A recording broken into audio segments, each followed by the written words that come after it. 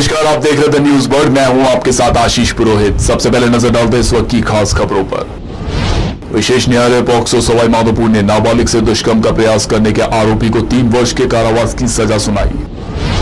Nagaur police द्वारा लाडनू विधायक और रतनगढ़ विधायक को जान से मारने की धमकी देने के आरोपी को किया गिरफ्तार। जोधपुर में एक बार मौसम में फिर देखने को मिला बड़ा परिवर्तन। अधिकांश क्षेत्रों में तेज बारिश के साथ ओले गिरे। और अब खबरें विस्तार से। विशेष न्यायालय पॉक्सो सवाई माधोपुर ने नाबालिग से दुष्कर्म का प्रयास करने के आरोपी कुनकटा कला निवासी धन सिंह मीणा को दोषी मानते हुए 3 वर्ष के कठोर कारावास की सजा सुनाई है। साथ ही न्यायालय ने आरोपी को 10,000 रुपए के अर्थदंड से भी दंडित किया है। विशेष लोक अभियोजक अनिल कुमार जैन ने बताया कि आरोपी 22 जून 2020 की रात्रि को नाबालिग के घर में घुस गया और नाबालिग से दुष्कर्म का प्रयास किया। घटना को लेकर नाबालिग के परिजनों द्वारा आरोपी के खिलाफ गंगापुर सिटी सदर थाने में दुष्कर्म का प्रयास करने का मामला दर्ज करवाया गया। पुलिस ने आरोपी के खिलाफ न्यायालय में आरोप पत्र पेश किया, जिस पर मामले की सुनवाई करते हुए न्यायालय ने आरोपी को दोषी मानते हुए 3 वर्ष के कठोर कारावास की सजा सुनाई है। साथ ही न्यायालय ने आरोपी को कुल 10,000 रुपए के अर्थदंड से भी दंडित किया है। मामले में क्या सजा मिली है आरोपी को? ये 22 से 20 थाना सदर गंगापुर सिटी का मामला है। इसमें जो आरोपी है धन सिंह मीणा पुत्र कमलेश मीणा निवासी कुनकुटा कला थाना सदर गंगापुर सिटी का है। ये नाबालिग पीड़िता के घर में रात्रि को घुस गया और उसने दुष्कर्म करने का प्रयास किया।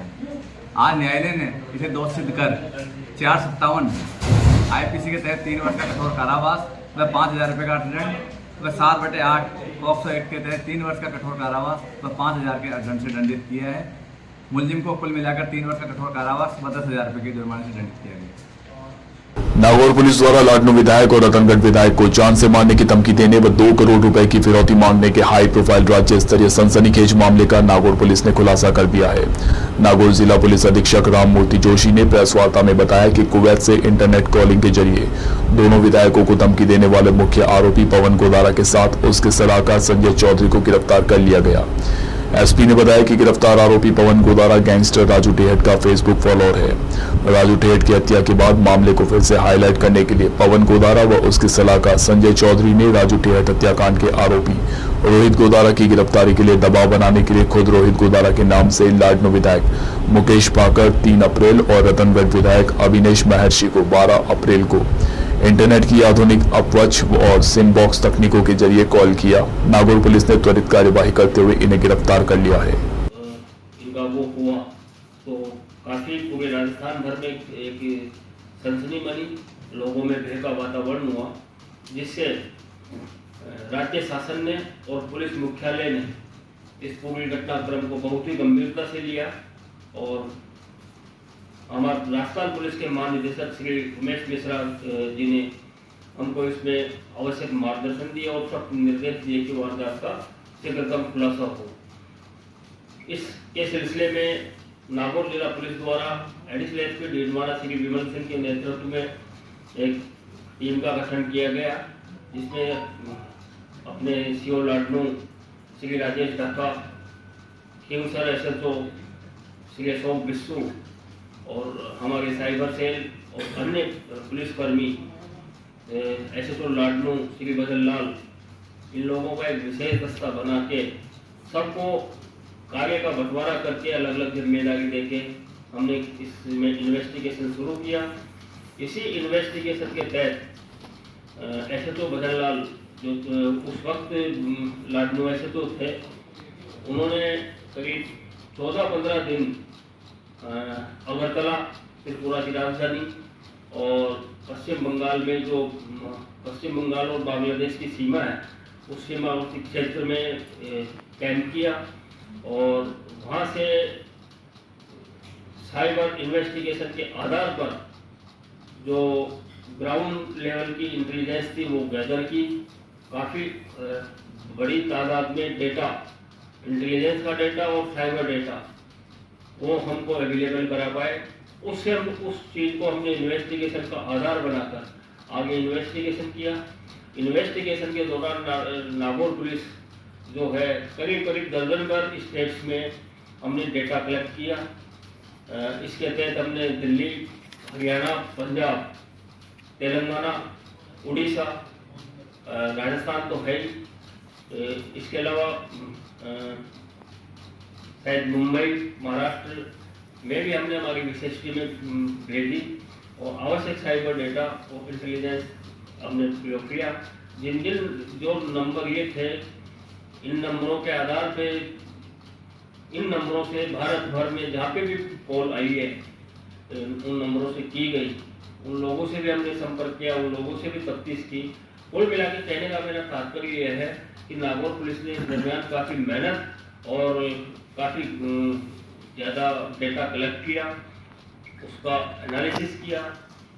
अंततः हमने ये पाया कि ये जो थ्रेट कॉल हुई है माननीय विधायक गण को, ये एक नया सिस्टम चला है आजकल अपराध जगत में, जिसको उच्च तकनीक की इंटरनेट कॉलिंग एप्स आती हैं, जिसमें VoIP call, voice over internet protocol generate होती है।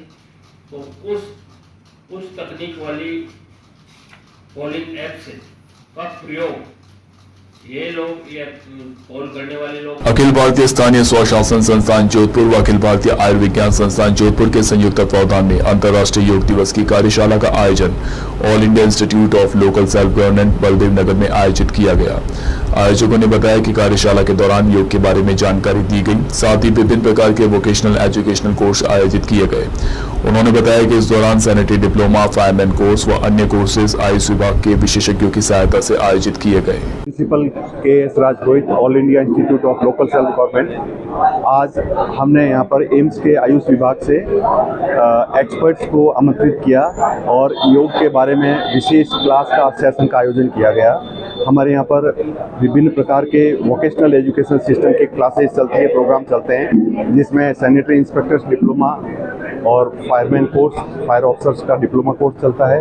और इनके लिए ज्ञानवर्धन के लिए, स्वास्थ्य वर्धन के लिए हमने यहाँ पर आयुष विभाग से जो एक्सपर्ट्स को आमंत्रित किया, उन्होंने बहुत ही सारगर्भित और महत्वपूर्ण अभ्यास के साथ में जानकारियाँ हमारे साथ में शेयर की और इस प्रकार हम लोग इसका अनुसरण अवश्य करवाएंगे। Thank you very much. Jodhpur railway bus stand में स्थित रोकड़ेश्वर महादेव मंदिर को प्रशासन द्वारा हटाने के आदेश के बाद रोडवेज कर्मचारियों ने विरोध प्रदर्शन करते हुए नाराजगी जताई। रोडवेज कर्मचारियों ने बताया कि सन 1965 से निर्मित इस मंदिर को तोड़ने के तुगलकी फरमान से हजारों लोगों की भावना को आहत पहुंचेगी। उन्होंने बताया कि यह मंदिर जन आस्था का केंद्र है। कर्मचारियों ने बताया कि एक तरफ नगर निगम निजी दुकानों के लिए जमीन छोड़ रहा है, वहीं मात्र 1800 फीट जमीन में बने इस मंदिर को तोड़ने का तुगलकी फरमान जारी कर दिया गया है।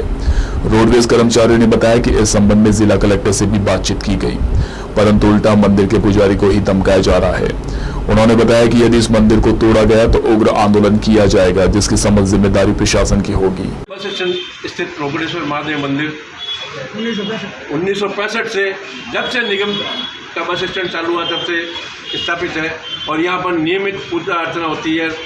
स्टाफ के अतिरिक्त बाहर के लोग भी अत्यधिक संख्या में यहाँ आते हैं, बाहर आने जाने वाले यात्री भी आते हैं और ये एक जन आस्था का बहुत बड़ा केंद्र है। और प्रशासन अपनी हट धर्मिता से इस मंदिर को तोड़ना चाहता है, जबकि इस मंदिर से प्रशासन को कोई अड़चन नहीं है। एक तरफ स्थानीय प्रशासन और निगम प्रशासन प्राइवेट दुकानों के लिए हजारों फुट ज़मीन फालतू छोड़ रही है और दूसरी तरफ ये एक 1800 फुट की ज़मीन के अंदर बना हुआ मंदिर तोड़ना चाहती है। मेरे ख्याल से ये इससे ज़्यादा मुगलिया आदेश इस आज़ाद हिंदुस्तान में नहीं होना है। आप कलेक्टर साहब से भी मिले थे? इस संबंध में हम कलेक्टर साहब से मिले थे, स्थानीय अधिकारियों से मिले थे, यहाँ तक कि उल्टा इनके हमारे निवेदन को स्वीकार करने के बनिस्बत यहाँ जो पुजारी है उनको धमकाने की कार्यवाही शुरू कर दी गई है।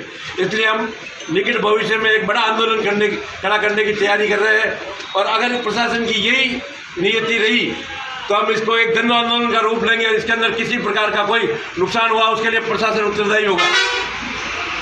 उत्तर पश्चिम रेलवे मजदूर संघ UPRMS के जोनल अध्यक्ष व national federation of Indian railwaymen NFIR के सहायक महासचिव विनोद मेहता ने कहा कि पेंशन रेल कर्मचारी का हक ही नहीं बल्कि उसके द्वारा दी गई सेवाओं का सम्मान है।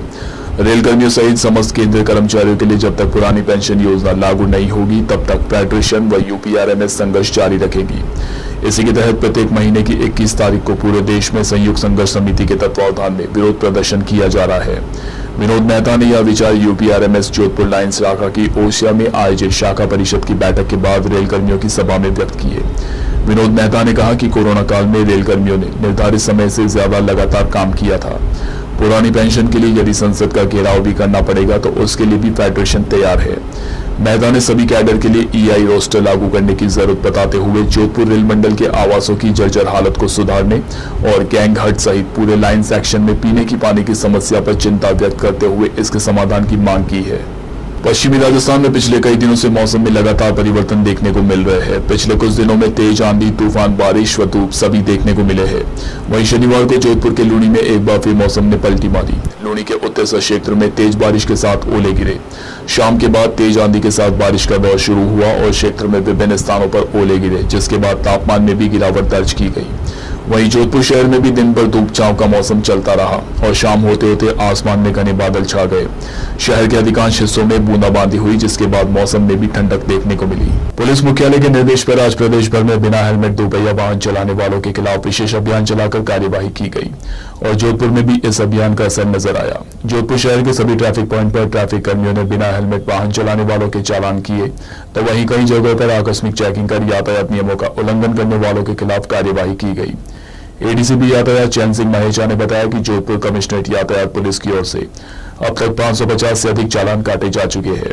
उन्होंने बताया कि अभियान को लेकर पूर्व में व्यापक प्रचार प्रसार भी किया गया था, लेकिन इसके बावजूद भी कई दोपहिया वाहन चालक बिना हेलमेट वाहन चलाते पाए गए। उन्होंने आमजन से अपील की है कि हेलमेट पुलिस से बचने के लिए नहीं बल्कि अपनी सुरक्षा के लिए पहने। पूरे राज्य में एडिशनल डीजीपी ट्रैफिक के निर्देशानुसार और जोधपुर में पुलिस कमिश्नर और डीसीपी ट्रैफिक के निर्देशानुसार सभी ट्रैफिक पॉइंट पे हेलमेट चेकिंग की जा रही है। विशेष रूप से ट्रैफिक इंस्पेक्टर्स को भी लगाया गया है और कुछ जगह पर नए पॉइंट बना के भी ये चेकिंग की जा रही है। कल सभी को सूचना दी गई थी कि कल हेलमेट चेकिंग होगी, इसके बावजूद भी काफ़ी लोग बिना हेलमेट पाए जा रहे हैं। लगभग 550 बिना हेलमेट के चालान अब तक जोधपुर कमिश्नरेट में, जोधपुर सिटी में ट्रैफिक पुलिस के द्वारा किए जा चुके हैं। कई लोग हेलमेट अपने पास में रहते हैं और ट्रैफिक को देख के पहनते हैं, वो गलत है। और कई लोग जो है हेलमेट सिर्फ चालान से बचने के लिए पहनते हैं, इतनी देर ही पहनते हैं कि ट्रैफिक पुलिस निकल जाए, पर ऐसा नहीं करें। आप अपने आप को धोखा नहीं दें। हेलमेट आपको अपनी सुरक्षा के लिए पहनना है, न कि चालान से बचने के लिए। आपका परिवार आपका इंतज़ार कर रहा है। हमेशा ये सोच विचार दिमाग में रखना चाहिए। सुरक्षित रहें, सुरक्षित रूप से सीट बेल्ट का प्रयोग करें, हेलमेट का प्रयोग करें, यातायात नियमों का पालन करें, ताकि आप किसी भी परेशानी में नहीं पड़ें, आपका समय खराब नहीं हो और आपका सिर और आपकी जान बची रहे। Thank you. और आइए एक बार फिर से नजर डालते हैं इस वक्त की खास खबरों पर। विशेष न्यायालय पॉक्सो सवाई माधोपुर ने नाबालिग से दुष्कर्म का प्रयास करने के आरोपी को 3 वर्ष के कारावास की सजा सुनाई। नागौर पुलिस द्वारा लाडनू विधायक और रतनगढ़ विधायक को जान से मारने की धमकी देने के आरोपी को किया गिरफ्तार। जोधपुर में एक बार मौसम में फिर देखने को मिला बड़ा परिवर्तन। अधिकांश क्षेत्रों में तेज बारिश के साथ ओले गिरे। अभी के लिए फिलहाल इस बुलेटिन में इतना ही। राज्य की और खबरों को जानने के लिए आप बने रहिए द न्यूज बर्ड के साथ।